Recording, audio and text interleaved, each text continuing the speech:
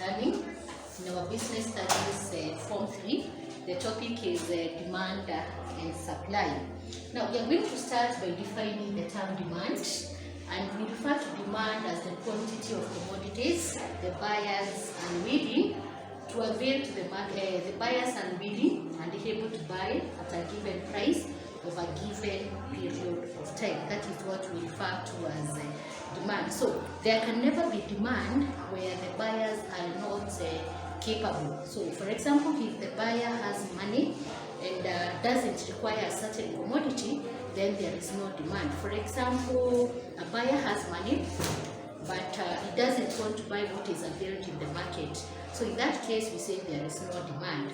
Another example, there cannot be demand where there is no money. For example, the buyer wants something. For example, he wants a car, but he doesn't have the money. So again, there cannot be demand. So we say demand only exists where the buyers are willing and at the same time they are capable to buy that particular commodity available in the market at a given price at a given particular time. So that is what we refer to as demand. So because we are going to mention about commodity in most of the cases in this topic, it is also important to define the term commodity. Now, commodity refers to the items that are sold in the market. It can also be referred to as product. So when we talk of commodity, when we talk of product, we are referring to those things that are being sold in the market. Now, we are going to look at the factors that influence the demand of a product at a particular time in a given market. So we are going to look at factors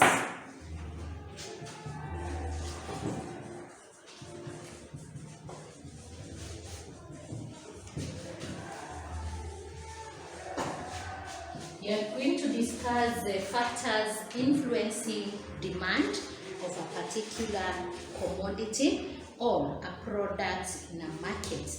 Now, these factors, in other books, they are also called determinants, and they include: one is the price of the commodity.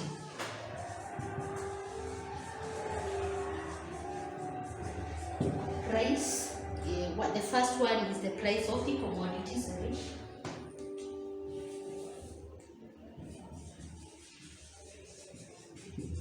Price of the commodity. We also have the level of consumers' income.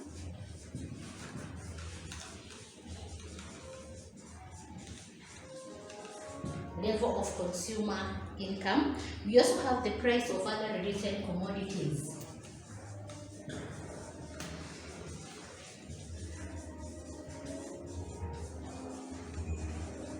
Price of the other related commodities. Also, we have the government policy. Now, there are many factors that influence the demand of a commodity, but in our today's lesson, we are first going to look at those 4 factors. Now, the first one is the price of the commodity. Now, demand will always be high where the price of the commodity is low.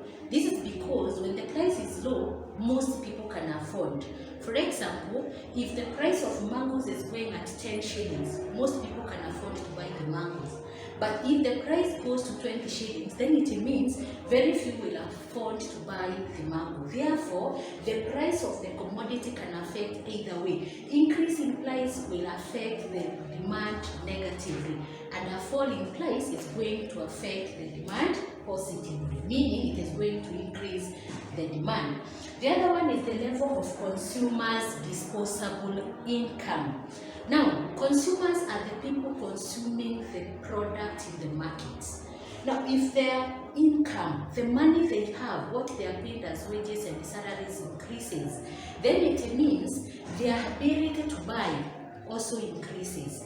Therefore, when consumer disposable income increases, also their potential, their purchasing power increases. Therefore, demand will go high. Now, I'll give an example. For someone who has been paid 10,000, can afford to buy 1 liter of milk on daily basis. If it happens that the salary of this person increases from 10 to 20, It means this person can comfortably afford to buy 2 packets of milk on daily basis, and the opposite. Now the other one is the price of the other related commodities. Goods are related in the market, and the goods are related in 2 ways. Either they can be used together. When we talk of goods that are used together, complementary goods, we can give example of a car and fuel. You cannot have a car minus the fuel. So it means if the price of the fuel goes high, it is going also to affect the what? Many people they choose not even to buy the vehicles. Or rather, we can use the example of the shoe polish, the kiwi, and also the pair of shoe. So if the price of polish goes high, then it means most people may decide to choose using the slippers instead of the shoes. So it affects the demand of that particular product. Another relationship of commodities in the market, there are those goods that are used on behalf of the other. We call them substitutes. You can use one good instead of the other. For example, you can use coffee instead of tea. Meaning, if the price of coffee goes high, then people may shift from coffee and start using tea. And if the price of tea goes high, then people may shift from using tea and start using coffee. And lastly is the government policy. Government policies also affect the demand of a commodity in the market. They can affect it positively or negatively. Now, when we talk of government policies here, first of all, we are going to look at taxation.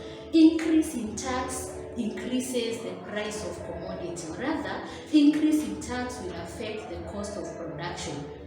Therefore, if tax is high, the price of a commodity is going to go up. And we said when the price of commodity goes up, then automatically the demand also goes down, because it affects directly the purchasing power of the consumers. Another thing is the subsidies.